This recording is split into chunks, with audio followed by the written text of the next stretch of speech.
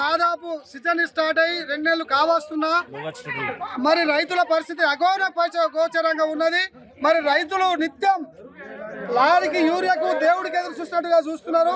మరి యూరియా ఎప్పుడు వస్తుందో ఎప్పుడు పోతుందో అనే ఒక దిన స్థితిలో ఉన్నారు. మరి రైతు ప్రభుత్వం అని చెప్పుకుంటున్న కాంగ్రెస్ ప్రభుత్వం మరి ఇప్పటి వరకు రైతులకు యూరియా దొరకక రైతులు పంటలు ఎండిపోయి అగోగోచరంగా మరి ఇబ్బంది తయారవుతున్నారు. రైతులకు ఆన్లైన్ యాప్ పెట్టి మరి కొంతమంది రైతులు చదువుకున్న వాళ్ళు ఉంటారు, చదువుకోని వాళ్ళు ఉంటారు. ఆన్లైన్ యాప్ ద్వారా మరి వాళ్ళకు ఇబ్బంది అవుతుంది. ఆన్లైన్ స్మార్ట్ ఫోన్ లేవు.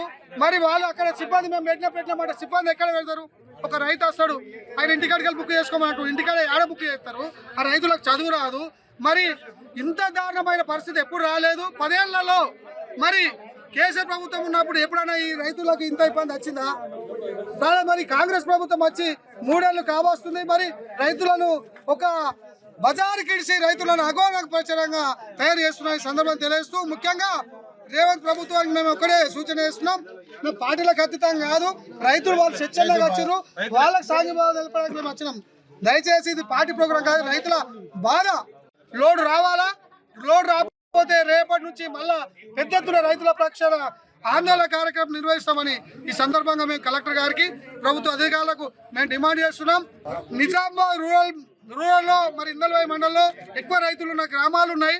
మరి సొసైటీలో కూడా చాలా మంది సొసైటీ రైతులు ఉన్నారు. కాబట్టి మీరు ప్రత్యేక శ్రద్ధ తీసుకొని ఇక్కడ యూరియా లోడ్లు ఎంటగా పంపవలసిందిగా మేము మీకు విజ్ఞప్తి చేస్తున్నాం.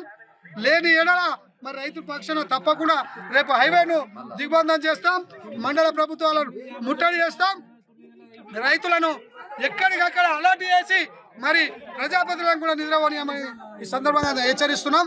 దయచేసి వెంటనే మీరు యూరియా లోడ్ పంపించవలసిందిగా మేము డిమాండ్ చేస్తున్నాం.